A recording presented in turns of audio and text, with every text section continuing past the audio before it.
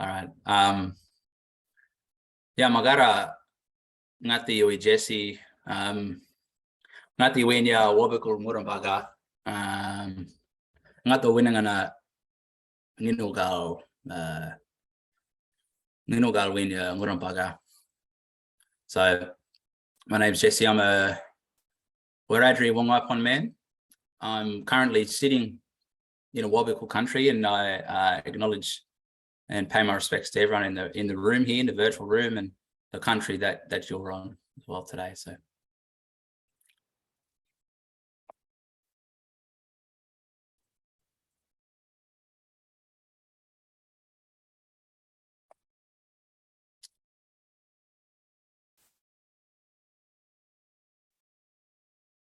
you want me to keep going? Am I putting my presentation up now, or what's happening? Or should we? Yeah, sorry. Yeah, if you can go straight into the presentation, that'd be great. All right, let's do it. Okay.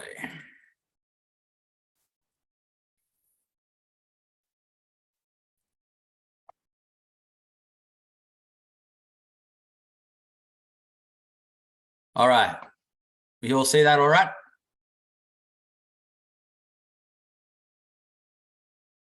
Yep. Cool. Yep, we can see it. All right, beauty. I've just had a lot of experiences in the past where I'll go and I go, we can't see your slide. Let's make sure. All right. So how would you say that in the lingo? That's a question that seems to pop up a lot in my own space, in my own mobs, as we try and revitalise our language. Particularly asking people, even asking first language speakers from around Australia, you know, like, how would you say that in the lingo, you know? And they go,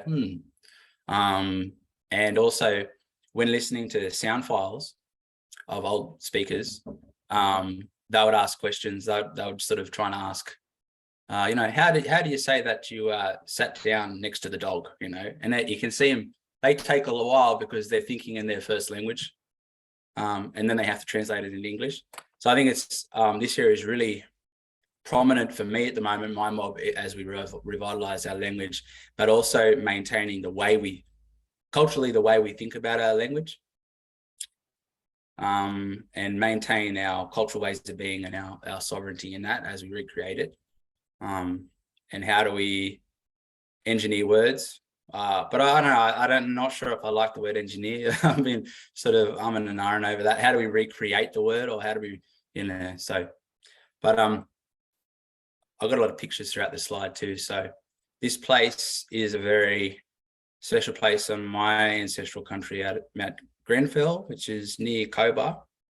So I always like to have pictures of sort of myself, my mob, my country, so you know where I'm coming from. Yeah. All right. There we go.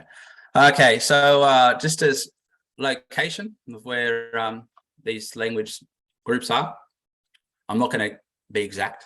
I'm just going to give you a general area, and I drew it myself because I didn't want to rely on any sort of the Tyndale maps or the IATIS map or anything like that, but sort of do it from my own teachings and to be respectful of how I've been taught.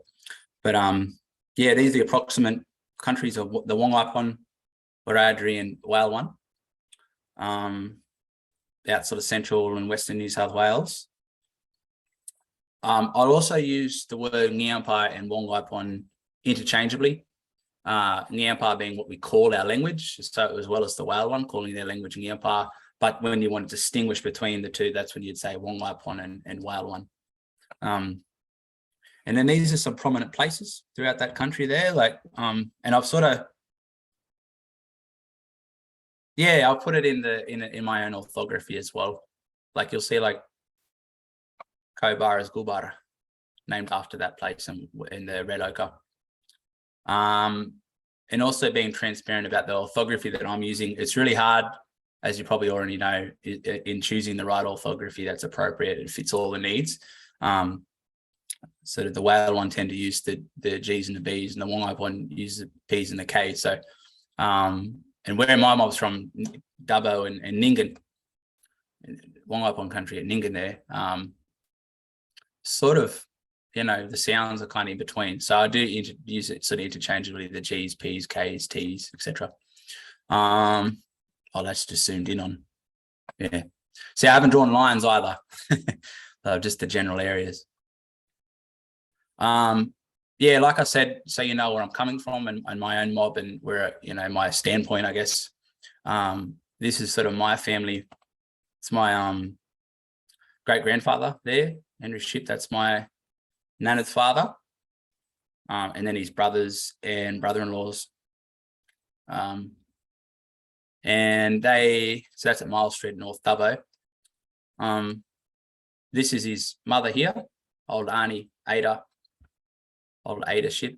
And she was from Ningan. She was from Ningan and Cobar. So she was from the Bogan River. And you'll see in this article here that she could speak both the Wiradjuri and Wangaaypuwan languages. So that's sort of my ancestral connection to them. To the Ships, and some other mobs too. The Wiradjuri side of my nana's mother's side from sort of Bulgandra and Wellington and all them places that they moved between. This is a picture given to me from Uncle Peter Williams. Some other teachers that I think it's important for me to always be transparent about where I'm learning, where my teachers are. There was a really big resurgence of culture and song and dance, particularly in the Hunter region of all different groups. We're at Wangaaypuwan, Wiradjuri, and Dungari, and together there.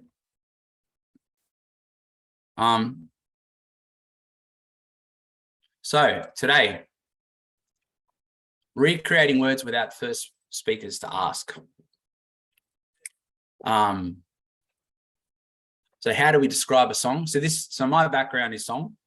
Just nearly finished a PhD in revitalising Wangaaypuwan and Wiradjuri songs from archives, and pulling out the knowledge and ways of making songs and ways of singing songs. And I had to really think about, well, how do we talk about songs in our language? In our traditional language, in Wangaaypuwan or in Wiradjuri, because we can do it in English. And I know how my own mob speak about songs, but I don't know how to translate that sometimes. So I'm thinking, how do we describe a song in our language as we're revitalizing language?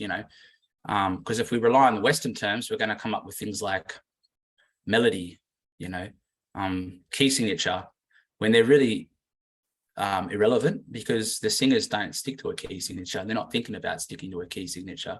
That doesn't exist.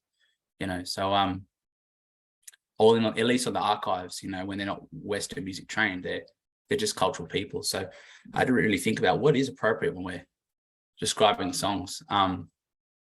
So that's sort of my area, my subject. However, we can take this philosophy into all these other areas, all the other subjects like kinship and how we connect to country. And how do we talk about this when we're revitalizing a language and some things weren't recorded? How do we describe the way a song makes us feel? See, that's probably most important, rather than the theoretical technicalities like rhythm and pitch and things like that. How does it make us feel? What does it do for us? How does it make us think about our ancestors and both people and plants and animals? How does it make us think? How do we feel and connect with that? And solution sort of I've kind of come up with is we just have to describe it with our language and our worldview and stay strong in that. Yeah.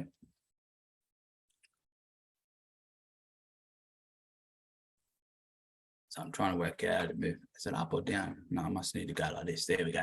So yeah, as I was saying, my cultural subject is that I'm going to be looking at here in this context is song language, how to describe songs. So you can sing them, but then how do you describe them as well? And how do we learn how to sing them? And how do we, when we're going to make new songs, what features should we take from these old songs to make new ones so that we're maintaining our ways of being?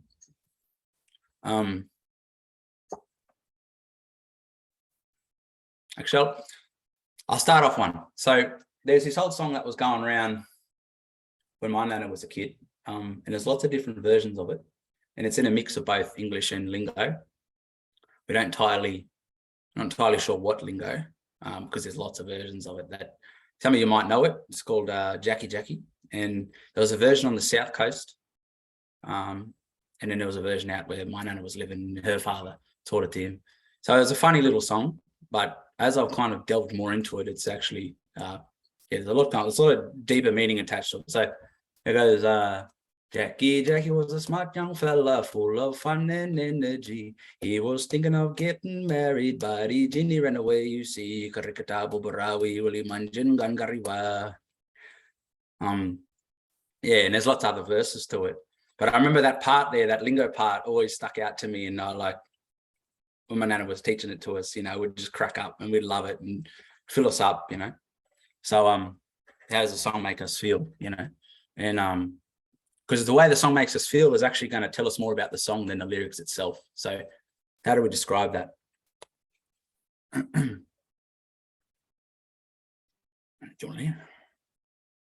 And then, so what I sort of come up with,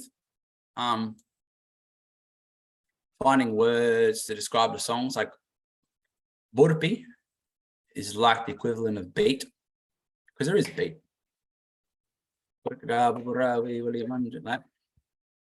That beat's really important. The mir, that's the wind of the song, how it moves, like how it moves from up to down, or how it moves from the sky to the ground, the dagun, the baliman, the dagun, from low to high as you sing. That's important. That up and down sort of movement and the way the song moves through us. Ngantal is the breath and the life of the song. That's something that's really prominent in a lot. It's something I've noticed in a lot of singers, that they'll really sing. They'll sing off one breath until they've got no breath left, and then they'll start again. And that was so opposite to Western music singers, where they really try and maintain a steady breath, and they maintain a you've always got air in your lungs, and you don't run out, because then you'll affect the timbre. So, but these fellas, they would just sing all the way till they got no breath again, like that, and then they'll start up again. And that was really, really prominent. Putting their life into it. Ngia, so ngia is like word, story. You got to get the story right. You got to say the words in the song to tell the story. And then yui means name, but in this context, I'm saying like the name of the ancestors, their story, and then how to represent their story and how to represent their sound. Like there's old songs where they say they're singing about a crow or wagon, they'll start sounding like a wagon eventually. They'll start putting in these words, wah, right in between words. So that's stuff that I noticed. Or if they're tracking a thicket below a kidna, they'll talk a lot about direction of where it went, and it's tracking and describing the animal. So that's really important.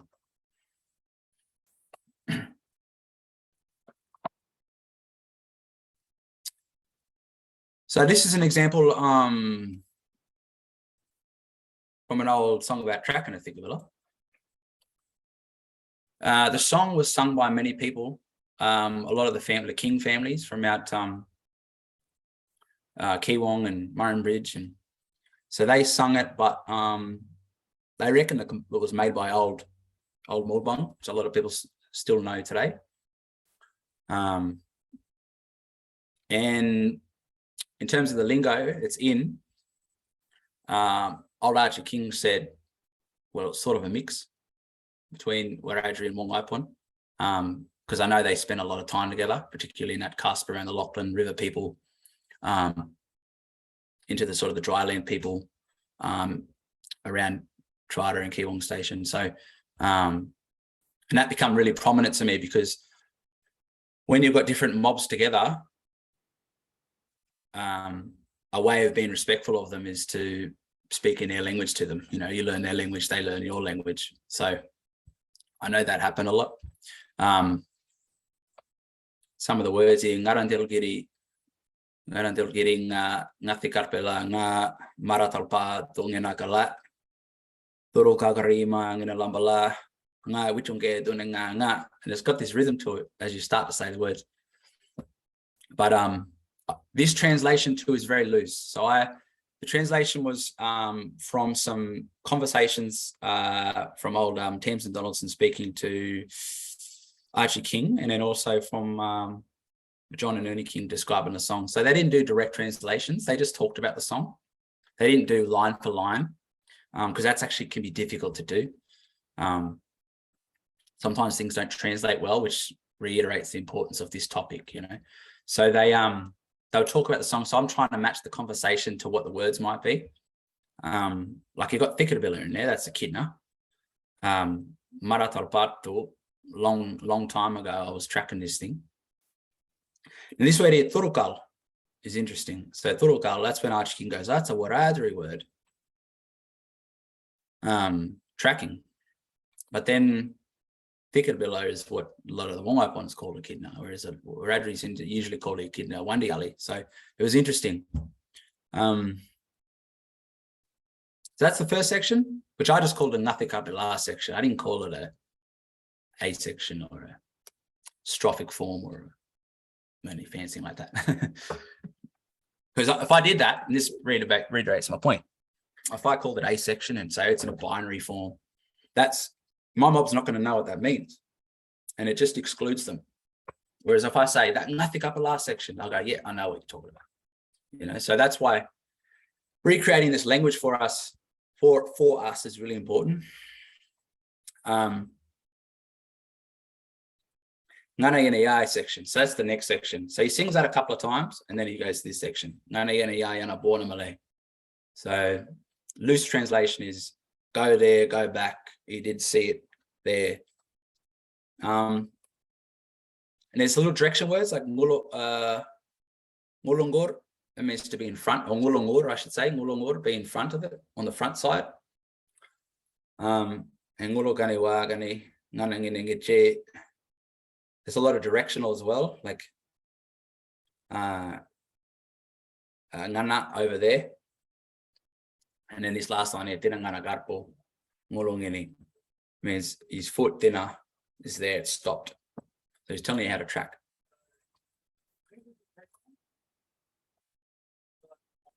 So that was the ngia, the words in the song, but the words in the song is only the words in the song. You're not going to understand it unless you get all the beat to it and the feeling of it. So I put a little accent above each where the stress falls, where the burpee falls. So you know where the beat is, and it actually changes the way you pronounce the words. Like they got an accent on. In Thikabilla, you got the accent on kar. Thikabilla, which tells me, you know, the song's driving the words and the song's already there, and to put the words in is like a lot of my mob, we call that a song template. It was the best way we could describe it. There's probably another fancy word for it, but a song template or a song form that reoccurs, and this song form does reoccur amongst many other singers. No one owns the song form. It sounds very similar to that little lingo part in Jackie Jackie. Sounds very similar to that rhythm, really similar. So yeah, so it was the burpee is important, it's prominent. I've got here Ernie King after singing the Thikabilla song, he stops and he falls off. I think he's trying to tap it with his hand or trying to tap to keep the beat while he's singing, and he laughs as he stops and he goes, "Wana balka." Saying, where's the boomerangs? I need the boomerangs. So clearly that beat and the balka and the burpee is important. Now the mir between the Ballymat and the Darwin, the way it moves. So you got to pretend that these lines I've drawn in the sand, because that's how we've done this in the past. I've been sitting down and I want to acknowledge one of my brothers there, cultural brothers, Mark Sutherland, we do stuff like this where we'll draw in the sand the way the song moves. It does this section, and then it does this section, but then it jumps back to this section again. We'll try and draw it in the sand. But this is showing you the highs and lows and the mid and the wind and the way it moves. You know, so that's pitch or melody, but still, you know, melody still doesn't do it justice, because then melody refers to scalic notes in a major scale or a minor scale, where they're not doing that. They're not singing, thinking about the notes in the scale. They're just feeling the song and singing it the way they hear it and whatever they've got reference to, you know. So what's our reference point if we don't have the concept of scale? And you got to really think about this hypothetically, is that if we're in an environment where we've got no scale, we've just got country, we've got people, plants, animals, wind, water, all those sounds, then that's our reference point, and we're going to use to describe the words. So mir, the wind moves, so it slows down, it speeds up, changes directions, runs through us. You know, we got air and wind coming out of us when we sing. So that's why I got the up and down, you know, like representing and it drops there. And in that fourth line in the first section, it goes to the next section. Sorry, I'll just sing it. Number 4, line 4. We don't get and it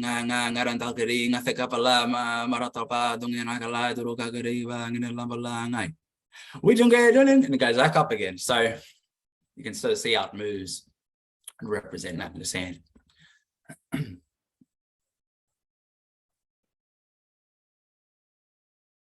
All right. So I've given you the words. You might be thinking, well, how did you come up with those words? Did you make it up? What's that? So I'm going to tell you my process now in this subject of song. Process for recreating the words.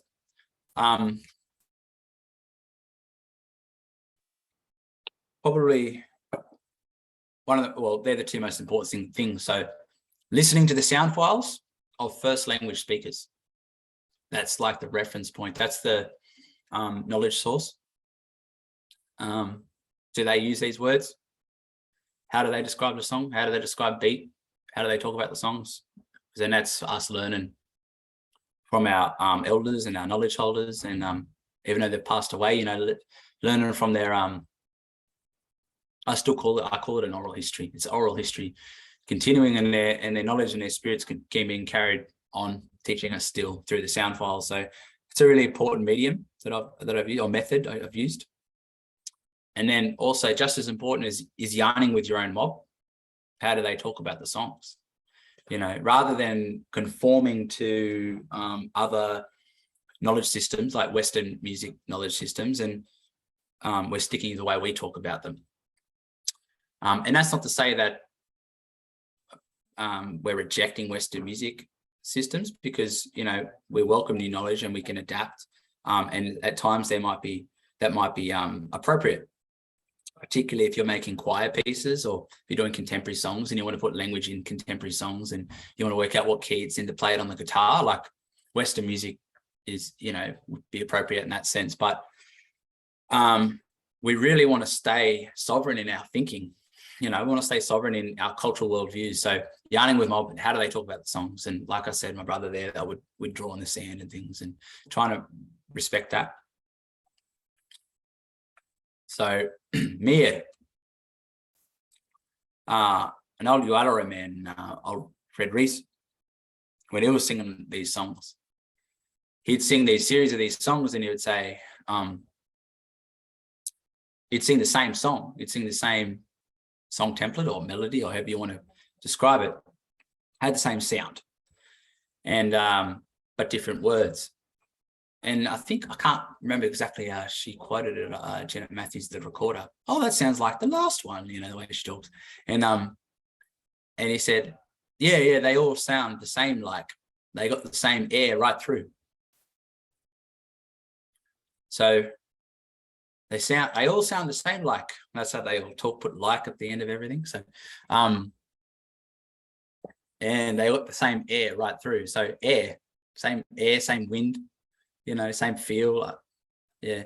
And I thought, well, that makes sense to me, and I'm not saying that that's the formal way that all Aboriginal people or all Uwalori people or all Wangaaypuwan people will describe the song. It's just a way. So that's I sort of went with, because it made sense to me to go, well, I'm going to call that the mere. That's the wind. It's the way it moves, because I couldn't find anywhere else where they would describe the songs, describing any melody or any movement of pitch or anything. So, yeah, mere, the wind.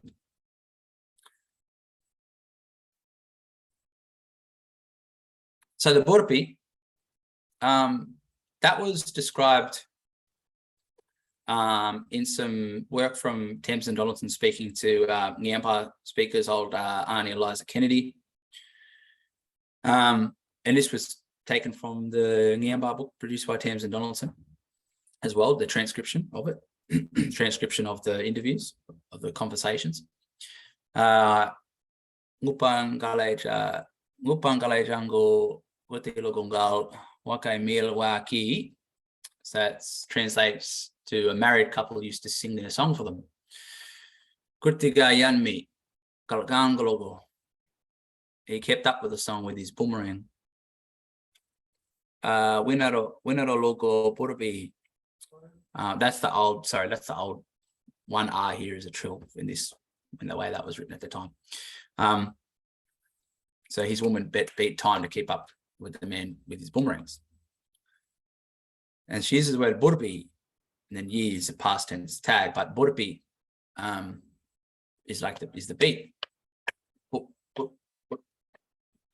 But interestingly enough, Borapi also means the belly, can also mean the belly. We got a couple of words for belly. My nana also calls it a bingy.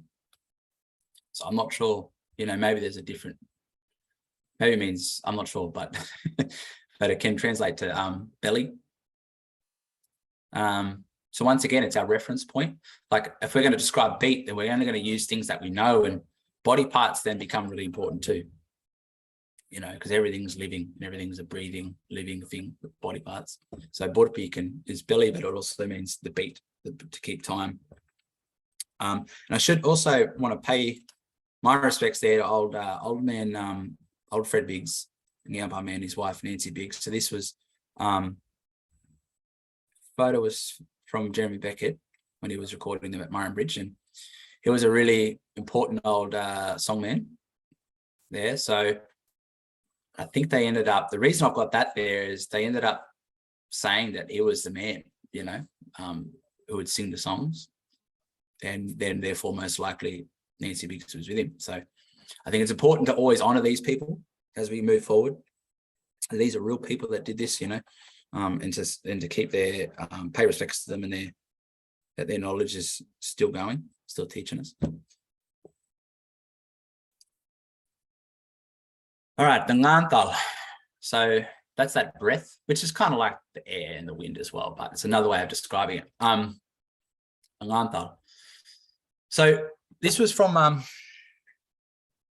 this quote was taken from old man Jimmy Barker, Wiradjuri man who was living at Brewarrina most of his life, and Jenna Matthews did a lot of work with him, and she wrote a book of a lot of his words. Can't remember the name, the Life of Jimmy Barker, I think. And he said, when singing songs, the Wiradjuri held their breath for as long as possible. This resulted in great breathlessness as for the older singers. So it's another indicator there of the importance of breath in singing, of one breath and putting all your life into it. And it's important there to note that Wiradjuri is a neighbouring language of Wangaaypuwan and have shared songs and ceremonies. So they're at the sort of northern end. So going north of Brewarrina, that's when you got Wiradjuri up there. So, and then this bottom quote here, this is when Donaldson was comparing a song from old man Fred Biggs, singing a song about a lost boy. And there's multiple performances of the same song from different people. So people like such as Ernie King and Sarah Johnson, maybe Gus Williams, I can't remember else. There was lots of people that sung this song. It was quite clearly an important song for the community and the surrounding. Even out, it was being sung out at Menindee and Dareton, and so it stretched a long way. But she was comparing all the differences between the way they'd all sing the same song, what was similar, what was different. And what she said about Old Man Fred Biggs is that there is a far larger pitch range to his performance than to anyone else's. It is sung faster and breaths are snatched more rapidly. Love the way she describes that. So snatch more rapidly, like singing, start running out of breath. You gotta go again. So he's really, putting his power and his life into the song, and you can hear it in the way he sings. Yeah. So that was clearly a distinguishing song feature between people just singing a song and remembering the song versus someone that has the song, which we call a guti balar. So a guti balar is the owner of the song, which I'll talk about later on.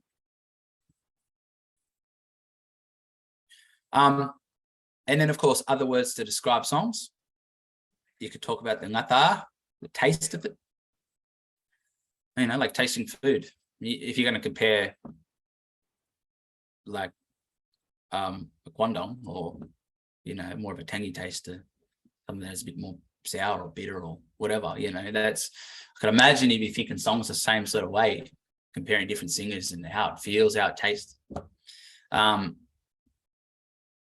Wangaaypuwan, so waga means to dance, but Wangaaypuwan can mean to sing, and it kind of translates to causing dance.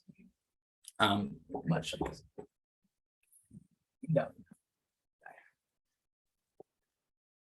Wangaaypuwan, so how it dances. When they say singing can also mean to cause dance, I thought, well, that's the singer making the dancers dance with how they sing, so that must be to do with that rhythm. That's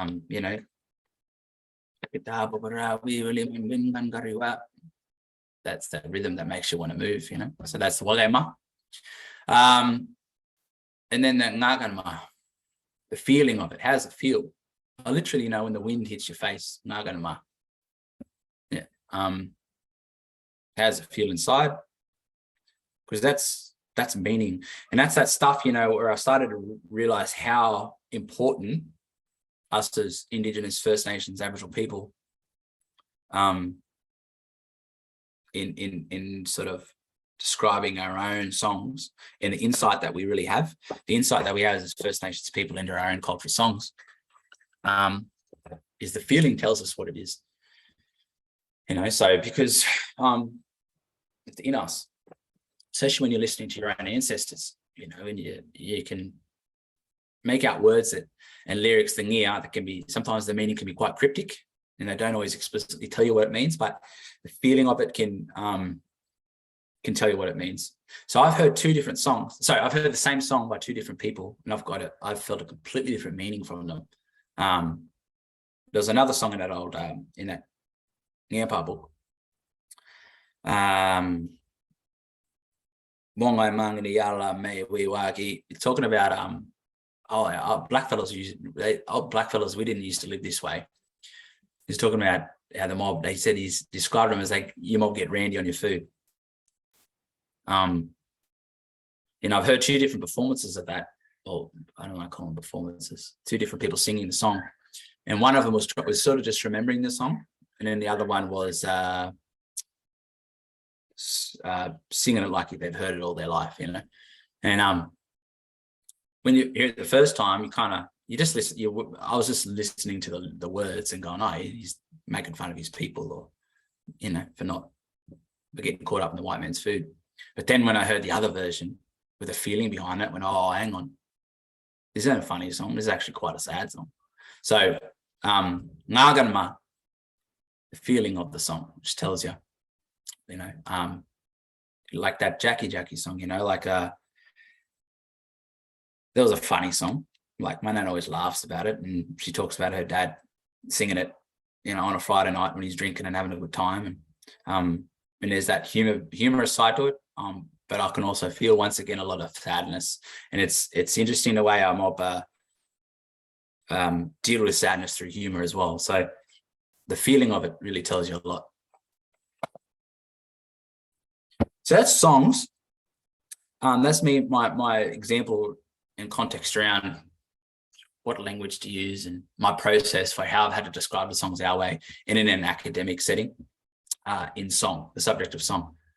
Now moving forward to other cultural subjects, like my partner said, she gave me a good point. She said, dreaming. What does that mean? Really, if you don't understand what it is. So if you're not of the culture and you get told, oh, this is dreaming, and it gets translated as dreaming, you start thinking dreaming, or dream time, start thinking that it's not real, that it's a dream, didn't actually happen. They're just thinking about that. It's just a story that they've thought of when they're asleep. When really it's sort of the stories that I get told that have been called dreaming stories are actually real stories that are really important, that are our history. So if you didn't know the stories and you weren't connected to them, like the story of where the Thickettville went, how this mountain come to be, or how the Thickettville got his quills, or if you weren't connected to them stories and saw them as your own, and you saw that echidna as your ancestor, you just hear them as dreaming stories, as just made up stories. Whereas we see them as real stories, So how are these stories connected to our dreams? What does that mean? Are the ancestors in us, telling us in our dream, So I started to go, well, I'm going to sort of try and translate what that really means. So Yarota means a dream in Yampa. So for example, I'll give you Yarota Mitchell Wiradjuri. I dreamt about my boy, maybe before he come to in existence, you might have dreamt about him coming along and then being brought into this world or whatever it may be. But Yarota is a dream. Ngurumpa, this is a really multifaceted word, multi-layered word. Can translate to your homeland, like country, but also how I connect to my place. So Ngura is just camp, well, not just camp. That's another example again I'll get into. So Ngura is camp, place. Pa is like world, domain, time, place. So the time, place, world, domain of your camp it must mean everything in it. Now you connect to it and how you've got to know about everything in your place and how you got to care for it and be responsible for it. So, that can be like, if I'm on the Bogan River, say, knowing all about the Bogan River and what grows in there, the different sort of trees and right down to your own family in your house, knowing how everything come to be, why, knowing its story. So is that dreaming as well? Because then you got to know you're dreaming. You got to know the dreaming of your place as well to care for it. And then just talk, word, story, which, as I said before, is the words in the story of the song. So you got to know the Ngia of your country. You got to know the Ngia of where the Thickettville went, how it come to be, to care for it, to understand it. So these are all kind of connected to what I've seen the English translation of dreaming, or how the word dreaming is used in an Aboriginal English context. These are all the sort of cultural words in my languages that I describe that as. So dreaming, can we call it history? We could call it history. Call it history. You could call it your place, what you connect with, what you dream of, your home, your stories of how everything come to be. So that's why translating into English just sometimes it doesn't work, you know. So that's why we really need to kind of think about how we're reconstructing our language and how we're thinking. Yeah, so that sort of English way of thinking doesn't change our ways of being. Yeah.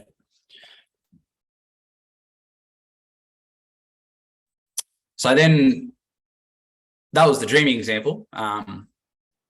So I had song, dreaming, but now going further is kinship, country, and connection words. That's that stuff around ways of being with your kin and with your country and how we connect with one another. That then language really, having the sovereignty around language and keeping it true then becomes really important. So there's a word, mutalana. This is my my description of the word, my translation of the word, and then so the kinship obligation of giving to those who do not have something. And in the future, the giver will receive the same support when in need. So it's like following law, basically, social kinship law. That tala, those two tags there, Donaldson described them as having a reflexive and reciprocal function. So you're giving it for yourself and you're giving it for that person, reciprocal. So another kind of translation is to give to myself and to each other. And I've heard so many examples of that even today, you know, the way we've had to adapt English, with these ways of being. Got any money, you know, got any food, and if you got it, you just give it to them, you know, because that's just it's just what we do. Like, yeah, I've got it. If I don't have it, I can't give it to you because I don't have it. If I had it, I'd give it to you. And an example that old Eliza Kennedy gives, described by Tamsin Donaldson, was Tururatoni Mutana. Oh, and she, by the way, she did, this is not a translation, and she was mixing her language with English. Turutatoni Mutana. I always give you a piece because you're a person that'll mutakiri ngati when you've got it. So mutakiri means like to give, and ngati is me. Ngati. It's another form depending on, like, we'd say ngatu, ngati, ngarti, ngartu, but ngati is me in this context. So tururatoni mutana. I always give you a piece because you're a person that'll mutakiri ngati when you've got it. So yeah, it's following that kind of way of being mutalana. Those words are really important for us maintaining our way of being. Yeah. It's like if you've got something, you've got a song. Yeah, even the intangible songs, if you've got them, you've got to find ways of sharing them. You've got to find ways of passing them on. Gari got translated as truth, to be true. But thinking beyond just truth, what does that really mean? You know, right way, to do things right way, to do things proper. Hey, if you're going to make that speed or properly, make it straight, you know, or sing a song properly. So what does that mean? What are all the things in the song that have got to be kept? You know, the story, the feeling, it's got to be done properly. It's proper. So gari, that's how I sort of think about the word. And you think about it, our old people have been estimated to be here for whatever they're saying now, 60, 70,000 years, 100,000 years. We must have been doing things properly, and we must be maintaining truth. So we must, if we've got the knowledge on how to track a thikabula, then we obviously tell them the truth and sharing that truth with everybody. So keep things proper, and that's, we know how important that is, and that's that stuff around maintaining the law around keeping things true. So then I start thinking about that word gari. And interestingly, garika is a kin term for your right meat, your right way, someone that you can marry. I think it's for what a female would call a male, that's right way, garika. But it's funny, gari and gari, pretty similar. Is it right? Is that doing the right thing? Another one, ga, as it can be locative, and that's in a lot of different languages I've seen, but ga, this is in both the Ngiyamba and Wiradjuri context here. So ga, that is in both languages. So for example, Diramaka Winya, he lives in the hills. So that's locating them. But is locative the right word? You're locating them, but that's the way, feels to me like a technical term when really they're being there, because ga also means to be. So Yatanagara, well, he's being. So I've put this into the exact, what do they call that? Syntax order. But then I put brackets, kind of how you'd say it in English. So Yatanagara, well, he being, he's well. Gara is being. Or Dingango Murakara, animals for this sphere being, which means this sphere is for animals. This sphere is being for animals. So that ga is got a lot of meaning. Is ga attached to truth? Is ga attached to gari? Being, it's there. He lives in the hills, and it's true. Yeah. So is it a locative or is it just being? Bilar, that gets attached on the end of words as a tag or a suffix. When you're owning something, to own, this is an interesting one, because when we think about to own, we start thinking of it like a selfish way. But ngurang bilar, a camp owner. Murat bilar, a spear owner. Right down to intangible gutti bilar, a song owner. Someone that now has been given that song to be the gutti bilar. Which tells us, we can own intellectual property. But yeah, when we say own, once again, this is not ownership in a capitalist sense, right? It's ownership in a cultural sense, or in my cultural sense, as a may. Sorry, may means person. I should have said that, may. So it's ownership in a may sense that's then balanced by them terms I just said, gari mutalana. So when you own something, you also have responsibility to give it. When you own something, you also have responsibility to make sure it stays true and stays proper. Now, does that always happen in capitalism? So even when we translate words in English, we've really got to maintain that cultural understanding of it. And then, of course, walang, money. Walangs. Yeah, so walang, a lot of that's Wiradjuri. My nana would call money walang. As other mobs sometimes call it garul or yarul amongst the Wangaaypuwan, the Walan. So walang bilar, money owner. If you're the walang bilar, what does that mean culturally? In a Western sense or in a capitalist sense, it's yours. You spend however you like. Whereas sort of a lot of black fellas, as we know, if we've got it and someone asks for it, you just give it to them, or you pretend you don't have it. If you don't tell them, they can't have it. That's it. That's me done. Rare references.